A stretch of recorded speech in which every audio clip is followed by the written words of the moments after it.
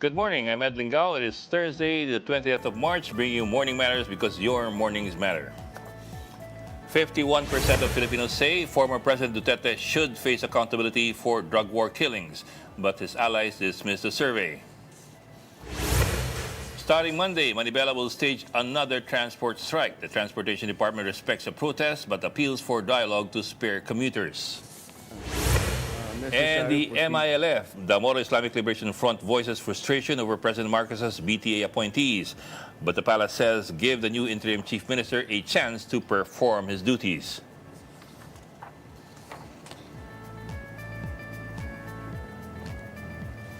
A recent SWS survey found that 51% of Filipinos agree that former President Duterte should be held accountable for all extrajudicial killings under his leadership. Here's the story. More than half of Filipinos believe that former President Rodrigo Duterte should be held accountable for the extrajudicial killings during his administration. That's according to a new survey from the social weather stations commissioned by Stratbase. The survey, conducted from February 15 to 19, found that 51% of respondents agreed that Duterte is liable. Meanwhile, 25% disagreed, 14% were undecided, and 10% said they did not have enough knowledge to express an opinion. Former Chief Presidential Legal Counsel Salvador Panelo dismissed the results, calling the survey questionable. Yung 51%, parang it does not reflect the reality on the ground.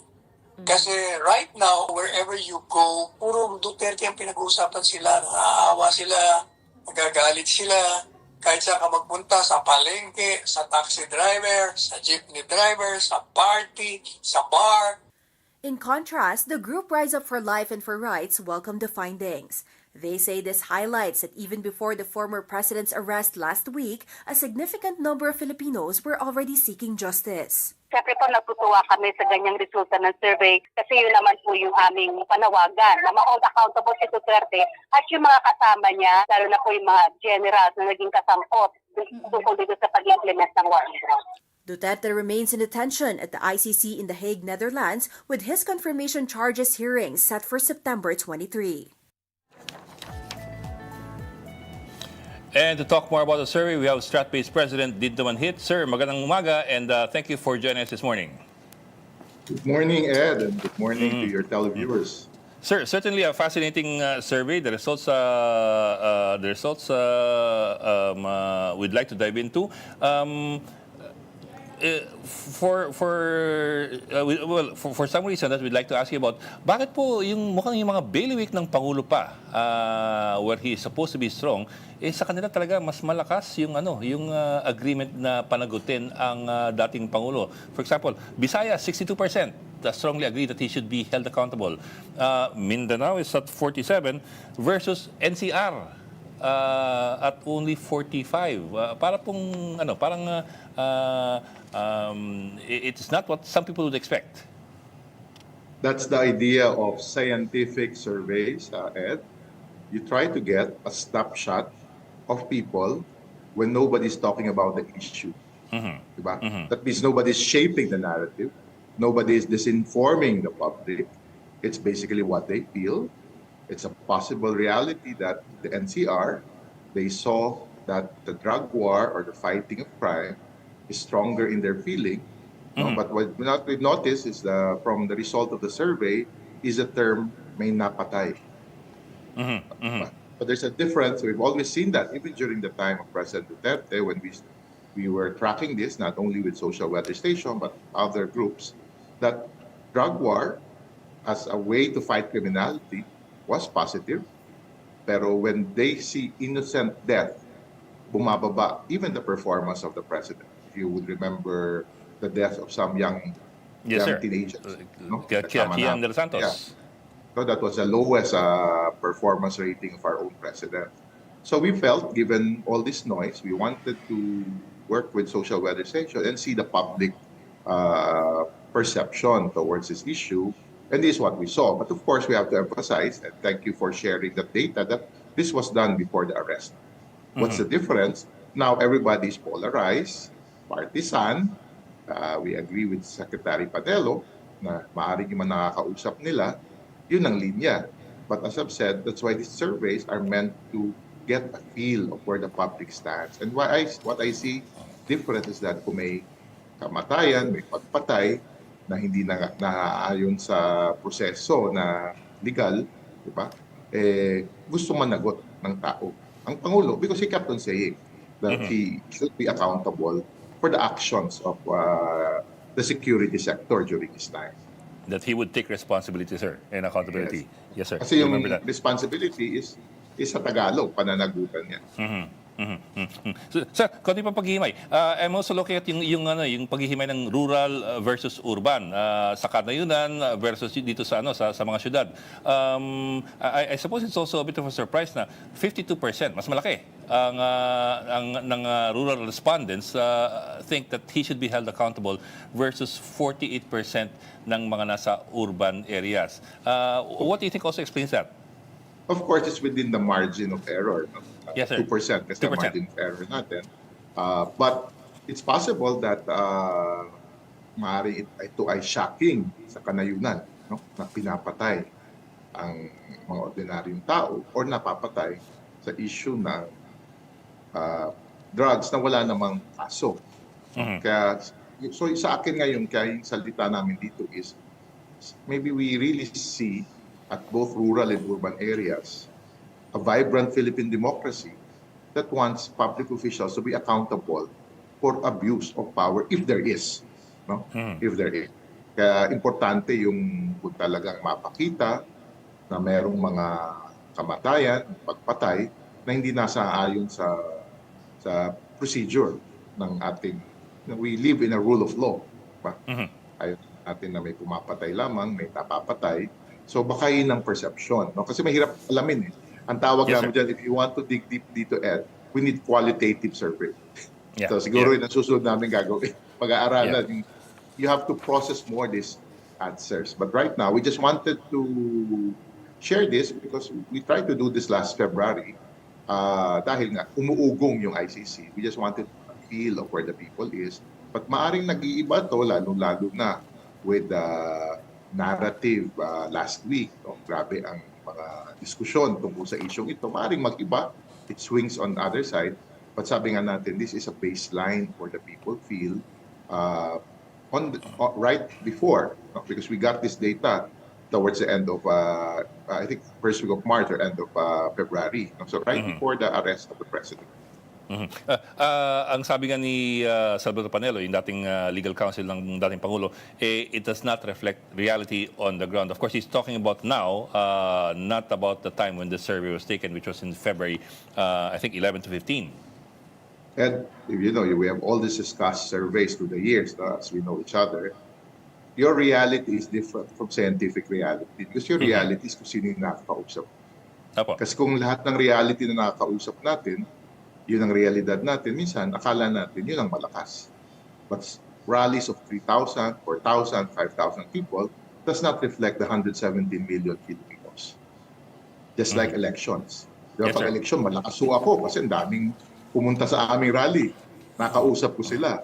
Pero lalabas namin yung survey namin, ibang-ibang resulta. At kung ano yung nilalabas namin survey, and we've been doing this with both Social Weather Station, Pulse Asia since 2004. Probing social issues, political issues, economic issues. Tumutugma naman sa feeling ng tao. Kaya ang tawag natin dyan is science. And that's why I'm a political scientist. Sir, let me ask you to put on your hat as a political scientist again. Of course, this was taken in February, a month, or almost a month before the activity last week, kung saan hinuling dating Pangulo at yun sa dahig. How do you think that could affect the public sentiment now? Yes, sir. It will not affect, because what's affecting public sentiment now is the massive political discourse, and you have to admit, Ed, not factual. I think we all got deluged.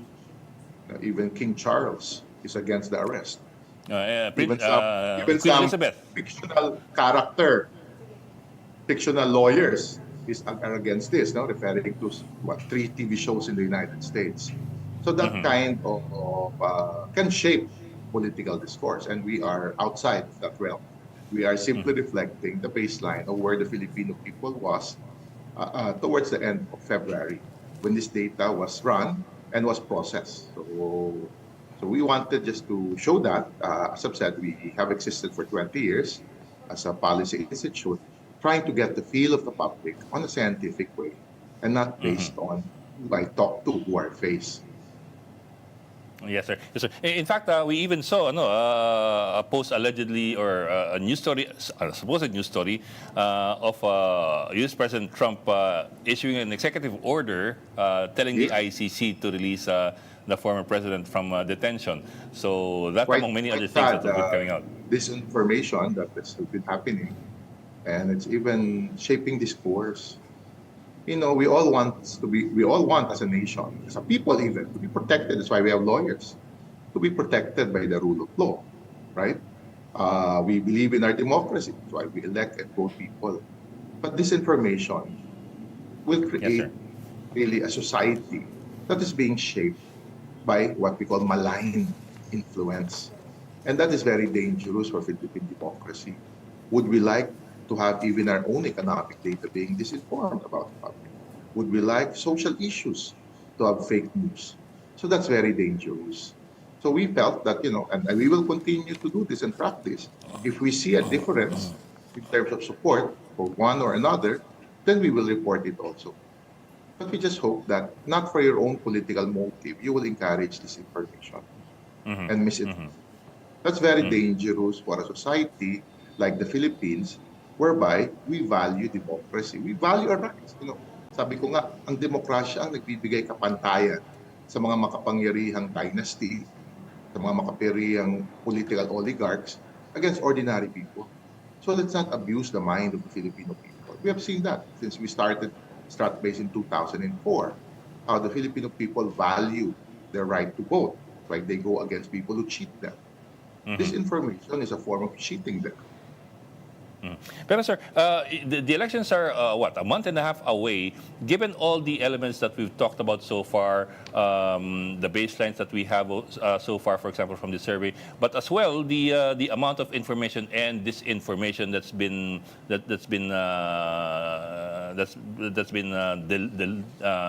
coming all over us about what happened last week. Do you think this will be an issue in the 2025 midterm elections? Do you think it will be a bigger issue than we earlier thought? This is a big issue, and the best survey will be actually election day. Yes, sir. So we will be running surveys, and we are actually running survey a week after the arrest of the President Duterte, and see the results.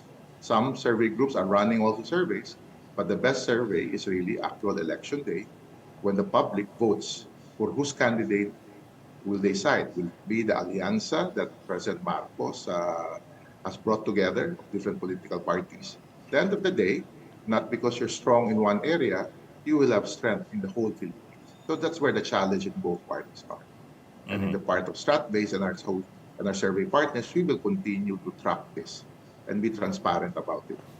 Pure and simple scientific facts. Yes, sir. Sir, my last question to you: what message would you like to leave to the public as far as not just as far as the survey is concerned, but also as far as developments last week are concerned, political and social developments, especially yung pagkakakuha kay dating Pangulong Duterte? What message would you want to leave to the public? Realidad of Philippine society right now, that we are a polarized society. Even 51% reflects polarization. But at the end of the day, if there are evidences, which we assume there is, for the ICC to issue a warrant, and evidences will start coming out, so I think it's up for us to listen to actual facts. Actual facts. And let us respect the rights that we have based on facts. Would we like it to happen to us if there are actual facts that people was summarily executed? So these are things that we need to take note of. As I've said, we try to be in Stratbase, be as objective as we can be, and we simply report what is the feeling, the perception in the ground, and that's what we are reporting to our partner SWS, that this is a baseline. When nobody was talking about it, we wanted to ask that question. So you get a very pure perception, because there was no disinformation, there was no narrative shaping, because nobody expected this question. from the public. Sir, is another survey in the works? You mentioned already a while ago that you are making some plans. And what timetable are we looking at? A lot of these surveys could be currently running. We don't say when, because even us, we don't ask when, because that is the purity of survey. You don't tamper, you don't spin it, you don't use it to disinform public. So we will wait just for the result and happy to share it and have a conversation with you, Ed. Okay. Maraming salamat. And thank you, sir, for the survey, Strat-Based President Dindo Manhit. Salamat po. Thank you. Presidential sister and Senator Amy Marcos is scheduled to hold a probe into the arrest of former President Duterte today, March 20. Senator Marcos earlier said the issue that has deeply divided the nation and that it is imperative to know whether due process was followed. According to the senator, she's inviting officials from various agencies, including the PNP and the Departments of Justice and Foreign Affairs. Ms. Marcos, or Senator Marcos, maintains that the Senate must address critical concerns to uphold the country's jurisdiction. Senator Bato de la Rosa says he will not surrender if the ICC issues a warrant for his arrest. Just a week ago, de la Rosa said that he was ready to be arrested and brought to The Hague, even saying he would take care of former President Duterte while there. But now it seems that he is considering other options, including staying within Senate premises for as long as possible. This comes after Senate President Jesus Escudero said de la Rosa will be given institutional courtesies. Magandang kuha niya sa akin, option. Dahil nga, hindi ka na pwedeng huliin. Napakadya ka sa loob. At dapat respetuhin nila yung Senate as an institution. So, maganda yun para sa akin. De la Rosa, however, clarifies that he will not hang on to the Senate's protection. He says that he is also considering other courses of action, including hiding. But if authorities eventually arrest him, De La Rosa says he will not resist. Kung wala tayong makita na hostisya dito sa ating bansa, bakit ka susuko? Di ba? Titingnan natin. As I've said, I will cross the bridge when I get there. Do not go away. We'll be back with more stories after this break.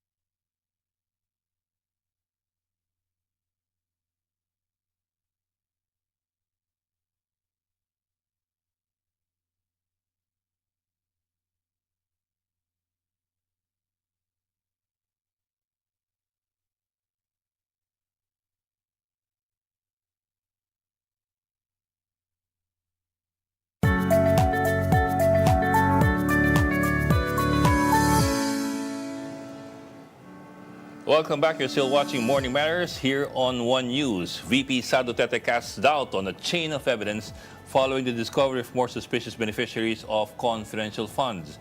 VP Sara says that she could not confirm if the names were real people due to her uncertainty over the basis of the allegations. She says the attack on her confidential funds is never ending amid her impeachment.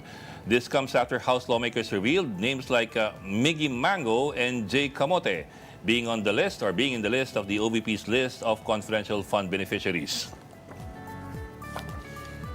Justice Secretary Boying Remulla challenges former presidential spokesman Harry Roque to return to the Philippines and face the complaints against him.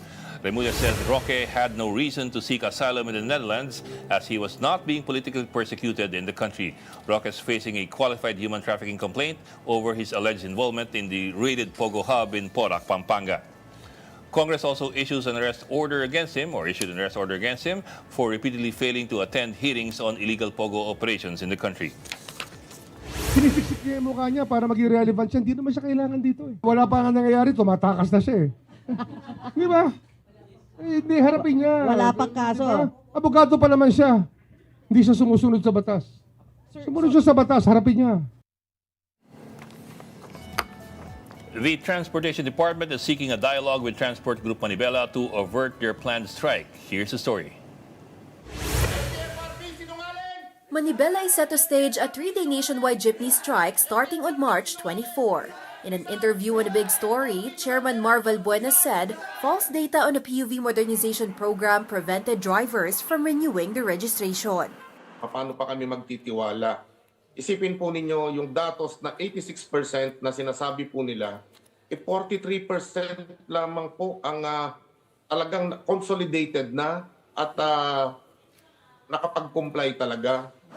Valbuena renewed their calls on the government to suspend the program. Yung gusto nating sabihin at iparating kay Secretary Vince Dizon na isuspend yung implementation ng PUBMP dahil nga po marami na ang nalugi at marami na rin ang naghirap dahil dito. In an interview on True FM, Transportation Secretary Vince Dizon admitted that only 43% of jeepney operators had been approved for consolidation. Approved na po pala ay hindi 86%, kundi 43% pa lang. Ibig sabihin nun, ang nag-submit na ng kumpletong requirement ay 43% pa lang. Yung 86% po pala, nag-sumiti pa lang. Pero hindi pa po nakukumpleto at hindi pa po na-approve. Dizon said Assistant Secretary Jojo Reyes will meet with stakeholders to discuss the matter. He noted though that the PUV modernization program is here to stay but will be implemented gradually. Napaka-masalimuot po nito. No? Naniniwala po ako ngayon, hindi po ito dapat madaliin. At hindi po ito pwedeng bigla-biglaan, pipilit na natin ang nationwide. Presidential Peace Advisor Carlito Galvez Jr. defends the appointment of former Maguindanao del Norte Governor Abdul Rauf Makakua as interim chief minister of the Bangsamoro Autonomous Region in Muslim Mindanao. This comes after a letter circulated claiming that the MLF does not recognize the appointment. Galvez argues that only some MLF members may oppose Makakua, but this does not reflect the stance of the entire Moro Islamic Liberation Front. He adds that Makakua's appointment did not violate the Bangsamoro Organic Law or the Comprehensive Agreement on the Bangsamoro. Galvez also notes that former Interim Chief Minister Alhaj Murad Ibrahim resigned his position upon learning that President Bongbong Marcos had appointed a new leader. Stay tuned. Morning Matters will be back after a short break.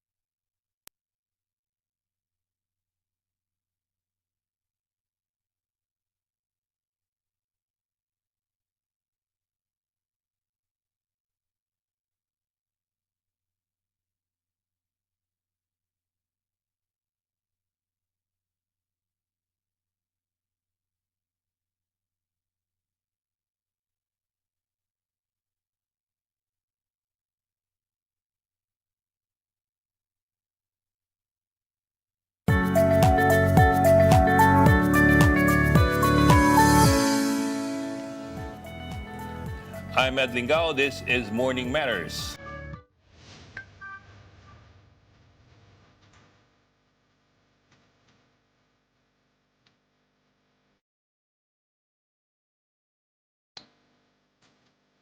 Patrolman Francis Steve Talion Fontillas refused to undergo a neuropsychiatric exam. The PNP says he presented himself for the exam, but then he refused, saying that he's been taking it over and over again. Fontillas is the police officer who went viral online for his social media posts amid the arrest of former President Duterte. On Tuesday, the Philippine National Police said the QCPD filed a case of inciting to sedition against Fontillas. Fontillas was assigned to the District Personnel and Holding Administration but has been absent without leave since March 6. Pulis ako, pero hindi ako. Okay, we discussed that and more with NAPOLCOM Chief Rafael Calinisan. Sir, Attorney Calinisan, thank you for joining us. Good morning, sir. Good morning to you. Mabuhay. Interesting case itong kay Fontillas. But let me start off with this muna. Well, at least the report said that he refused to undergo a neuropsychiatric exam kasi sabi raw niya he's been taking it over and over again. How does that work? Are they required, and how often are they required to take that exam? On paper, they should, or all policemen, especially the frontliners, must take a neuro exam every year. Every year. To check the mental fitness of the policeman. Pero in this case, medyo special case tong si Fontillas. The reason why he was asked to take it again, there was a letter request from his superior in February that there appears to be erratic behavior from Fontillas. So that's why the QCPD Health Service wrote the regional office asking for a more comprehensive exam More be done comprehensive, okay. for Fontillas, which Fontillas refuses to take. So here we are, after that quote-unquote request. He was triggered by an incident of an arrest by a former president, and he has been constantly posting seditious content in his social media page. Okay, so this new exam that he was supposed to take is outside of the regular yearly Yes, exam. it's going to outside. be. It was supposed to be more detailed and more comprehensive. Yes, correct. So, if I may, even as early as 2023, in July, I didn't want to touch on this, but the facts necessitate this. In July, he was already consulting a medical professional here in the Philippine National Police, and he has been constantly having consultations. So for the span of 4 months, his firearm was removed from him as he was not deemed to be fit to work. But in October 2023, he was adjudged fit. Okay. So he was given his firearm back and was given his daily tasks. From October 2023 until February, he didn't do his consultations, and something happened in February which triggered his superior to write the health service. Well, sir, kasi several issues here that we can and we should talk about. Among them, of course, number one, yung mga violations, yung mga alleged violations niya. You're looking at sedition is one case, and there's also his behavior, which is an administrative case as well. And then also, yung paraan ng pulisya, ng NAPOLCOM, for example, ng pagre-recruit at pag-i-screen ng mga pulis. So we'll try to go through all of that. Kasi in the end, these are the people in the neighborhood. Sabi nga sa Sesame Street, the people in the neighborhood that we meet every day. And so it's also important that we get to meet the right people every day. Okay, sir. Let me start off with that. And of course, there are also limitations as to what we can talk about kasi some of them are, I suppose, are medical and private. So I leave it to you to decide lang which we can talk about. But for example, how exactly are policemen screened dun sa pagdating sa hindi lang sa medical as well dun sa intentions, motives, and their sense of duty? It's the NAPOLCOM, di ba, that administers the exam for police entrance, if I got it right. For the exam. But note that the psychological exam, it is conducted by the Philippine National Police. So in this case, in Fontillas' case, the regional office, which is the NCRPO, who has a quota for the recruitment of policemen in 2021, were the ones who conducted the neuropsychological exam on Fontillas. The actual exam, like the aptitude, was conducted by the National Police Commission. So when all of them, when Fontillas assemble passed, them, he was given the green light and he was allowed to enter the Philippine National Police in 2021. Which actually makes me question, kung 2021, bagong police tong si Fontillas And by 2023, there are some issues already detected. Bakit hindi siya nakita noong 2021? So I actually ordered that I get to receive the whole recruitment documents of Fontillas, particularly the medical records and the neuropsychological exam. I already received a one-pager, which obviously I'm not content with. So I'm asking for the whole set because I want to see gaano ba ka-in-depth talagang psychological exam. Kasi kailangan nating silipin at isipin na these are policemen, they are wearing uniforms, badges, and guns, and dapat yung recruitment process must be comprehensive, particularly the neuropsychiatric portion. Because these are people that we pay to protect us Yes. with firearms that we bought for them. Yes, correct. But again, I'll have to leave this to you kasi of course there are things that we may not be allowed to go into. But how comprehensive ba yung pagtetest sa mga ito? Whether it's psychological or physical or technical, how comprehensive are the tests? Correct. These are things I cannot really discuss in depth. Pero quite honestly, being 3 months in, I'm not quite satisfied with how it's still being conducted. Maybe it's time for a review of the process by which the PNP recruit is brought into the fold. So, silipin natin how the psychological exam is really conducted. Talaga bang dibdiba ng examination dyan o medyo light lang? Because Baka parang lisensya ng... no, I cannot comment on another office.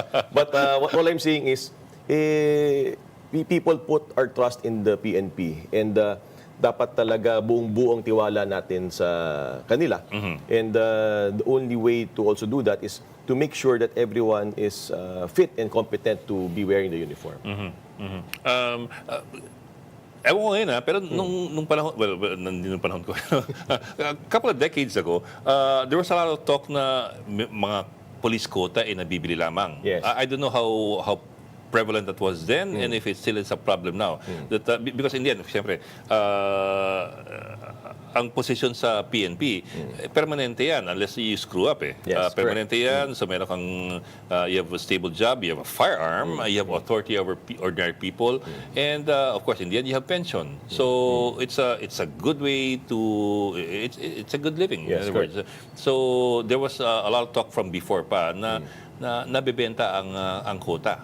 I don't know if that really was a real problem, if it's still a problem now. If you don't remember, both my parents were policemen. And in the dinner table, naririnig ko yung problemang yan. So that was a long time ago. I'll be lying to you if I say that there are no reports that has come in, that there's still that issue. But I can safely say that I think the recruitment process of the PNP is we call this sacred. And yung mga recruits naman ng PNP ay maayos at the process is okay. But now, we really have to triple check kasi may mga ganitong isolated instances na kailangan nating pagtuunan ng pansin. And hindi rin biro kahit in this case, isang tao lang, single-handedly, nasisira ang reputasyon ng Philippine National Police. Itong tao pang ito, wala pa sa tamang pag-iisip. So, nakakagulat, nakakabother. So, it necessitates another review, a more comprehensive review of our recruitment process. Well, to be fair, hindi na naman police yung nababalitang ganun dati. Pati yung actually lahat ng uniform services, pati yung sa Philippine military, may reports na ganun quota. But anyway, okay, let's zoom in dun sa kaso nito na itong pinagagawa ni Fontillas. He's been so vocal online. Actually, he's pushing back. Okay, he's he's not apologetic, he's angry, and he's daring the PNP to go after after him. Yes. That's unusual? Or is it? It's very unusual. Yun na nga yun eh. Kaya nga part ng mga kaso na finalang Napolcom sa kanya kahapon were grave misconduct and conduct unbecoming of a police officer. My question to you, Ed, ito bang galawan ng ganitong pulis, yung paghahamon sa yung PNP chief, paghahamon sa presidente, galawan ba to ng isang normal na pulis? I don't think so. Fontillas is not a reflection of the 225,000 strong Philippine National Police, men and women. So this is an isolated incident. Talagang may konting sakit lang talaga tong si Fontillas. I'm very careful to hit hard because he's not mentally... There are other issues Yeah, as there are well other issues. on the table. Yes, but we have to be fair also. Kasi nadadrag yung PNP institution ng isang taong may sakit. So, naawa ko sa PNP institution, hindi naman ganito yung all the rest of them eh. Isa lang to eh, na who has no grasp of reason right now and who needs not just a whip but a medical professional for him to get back to his senses. So the QCPD has ordered that he report back to the camp. The Napolcom is ordering him to report to the QCPD and face his charges. Kinasuhan namin siya, matapang siya, di ba? Kung matapang talaga siya, harapin niya yung mga kaso niya, both the criminal cases filed by the QCPD and the cases that we have filed in National Police Commission. Pero sir, the fact that he got here this far and the fact that he was able to stay here Yes. for so long, I mean 2 years, di ba? Or 3 years actually, is also an indictment of the system where somebody like him is able to get in Yes, and, correct. and to be uniformed and to get armed. Correct. Again, I will be lying if that's not the case. That is absolutely true. That's why we need to revisit. I'm 3 months in, Ed. Yes, sir. I have still 6 years to go, fixed term. Hayaan mo, we will look into these matters more closely. Hisilipin natin na mas maayos, mas malalim, para yung tiwala ng tao sa ating pulis laging nandoon. Hindi kasi pwedeng makalusot ang mga ganito eh. Yung isolated incidents na tinatawag, hindi po pwedeng lagi nilang isolated incidents eh. So, kailangan talaga we put a stop to it. Definitively. Okay, sir, ito naman. Paano paghihimay ng Napolcom dito? Siyempre, everybody has rights. People have rights, even policemen have rights, of course. Some would say the right to express themselves, the freedom of expression. Until where does it go and where does it stop? As far as policemen are concerned. Yes. Policemen do not lose their right to self-expression. Nasa Philippine Constitution yan. However, these rights have limits. Ika nga, you cannot abuse your rights. First and foremost, we are government employees. And more importantly, we are in the uniformed service. So, we bow down to what is best to the greater majority. Hindi po pwede yung sasabihin mo lang yung gusto mo dahil gusto mo lang. Abusing your right and to the detriment of the rights of others. So, we have to be more circumspect. Itong karapatan ko, kung isipin mo na lang, Ed, kunwari, lahat ng police, 225,000, may sarili-sariling political opinion at lahat sila very vocal, there will be a breakdown in discipline. And that is integral in the uniform service. Chain of command. Chain of command, hierarchy, isang kumpas. Hindi po pwedeng lahat siga. So, everyone follows orders, lawful orders. But hindi naman nawawala yung right to self-expression mo eh. Yung freedom of expression mo. You can do that in private gatherings, maybe, but not in social media. And more importantly, meron na tayong rules in place. There are the rules on personal decorum, code of ethics, 2 memorandum circulars on social media. Very clear doon na bawal na mag-post ng political content sa ating social media pages. Wala pa tayo dun sa civil service rules, wala pa tayo dun sa obvious limitations of the uniform. But of course, we should take it as a whole, hindi lang yung we take portions of the law and just say that's it. It's all contextualized. Yes, correct. Pero sir, you're a lawyer. Yes. How do you define political content? As for example, in the case of the PNP, bawal ang political content sa social media. Some may argue na mga pilosopo, but everything is political in this country. Di ba? Yeah, correct.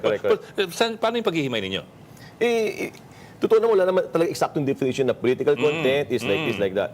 But you have to use your own discernment. Klaro naman siguro sa atin, using our common sense, what is political content and what is neutral. Kunwari, kung kaharap po mga naka-assemble ng mga police, you have a 225,000 policemen in front of you, at sinabi sa iyo, sir, paliwanag mo sa kanila kung anong bawal at anong hindi in terms of political content. How would you tell them? I will not mandate what is right and what is wrong because that is prior restraint. It is also in the Constitution na you should not tell them na ito yan ito yung... But we have to realize that they're all adults. We know we're all professionals. We are given a set of laws, given a set of rules. It is clear that no political content. And in fact, in February, I gave a directive that there should be no political content for all the policemen. Klaro naman everyone's following. So hindi naman natin kailangan sabihin na political content is defined as A, B, C, D. We don't need to do that. They're all adults, they understand, they're intelligent, that's why they're policemen. So I trust them, we trust each other, para magkapatid ang relasyon ng National Police Commission at ng Philippine National Police. At dapat pagkatiwalaan talaga ng tao yung PNP. And the NAPOLCOM's job is to make sure that that happens. Well, sir, I understand naman. Of course, it's hard to pin it all down in black and white. But at the same time, you'd also want to have some broad strokes. Correct. Kasi in the end, mamaya may mga magtuturan na parang, hindi naman yung nilinaw kung ano yung sabihin ng bawal at hindi. Wala namang ganun patakaran. But wait naman, I mean, for example, among journalists, although it's always talked about, but there's no real hard and fast rule as to how you express yourself, for example, on social media. As much as possible, we're supposed to show. I mean, actually, to be honest about it, even the issue of objectivity among reporters is as well been debated on over and over again. Who is objective ba? The most objective person in the world is the stenographer because all he does is write everything that happens. Correct. But that's not what reporters do. Reporters have to weed through all the weeds and look for the biggest story, most important story, and that's what you put in the first paragraph. Yes. That's editorializing. Correct. But that's part of editorial judgment. That's what reporters do. So may ganun kami. But it's not really, it's not really a hard and fast rule. I mean, it's not really in black and white. But we do talk about it.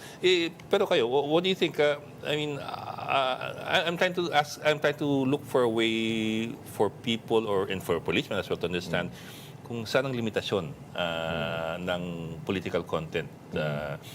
Kasi it's been bedeviling us for the past 8 years already. I understand. Especially in the last administration. Let me... I'll go into that later. Pero you know what I mean. Could you contextualize it some more? Anong red line kumbaga?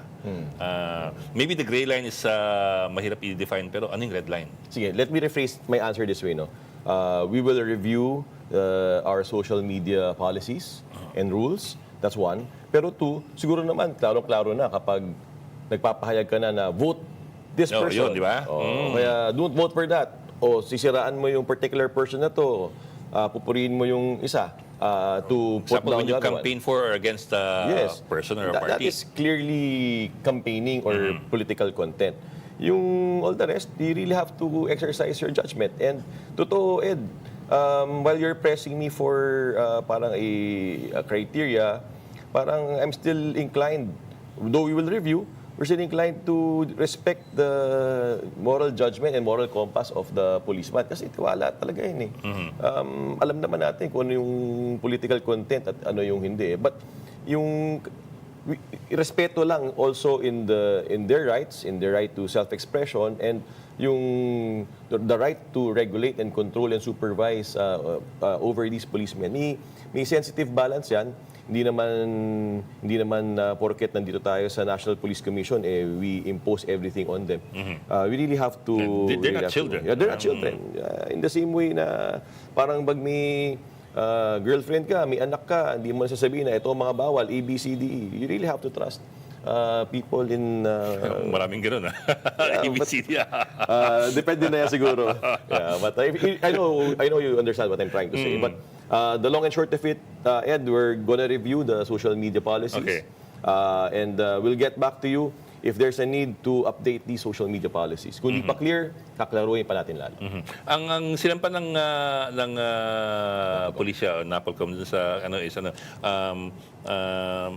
Grave misconduct? Grave misconduct. Grave Yes. misconduct. Actually, that's pretty generic enough naman that it covers a lot of things. Yes. So it's pretty broad enough. Yes. So covered yan. Yung final naman ng was it also the PNP that filed sedition charges against him? So it's the QCPD, QCPD. which filed the criminal charges against Fontillas. Ito yung inciting to sedition. Si National Police Commission, yun yung nag-file kahapon ng grave misconduct and conduct Unbecoming of a police officer. Of a police officer. So yung grave misconduct stems from the inciting to sedition charge. Kasi part ng grave misconduct, if you're committing a crime dun sa as defined by the revised penal code, shoot ka sa grave misconduct. Dun sa kupo, dun sa mental block na ako sa kupo, kung hindi ka refleksyon ng tamang pulis, that is where the other administrative charge lies. So we charged them with both, and it's now ongoing. The validation report was already filed yesterday, and the admin charges are now ongoing. Okay. Commissioner Calinisan, we'll just go into a short break. Don't go away. More matters to discuss after this break. Keep it here in One News.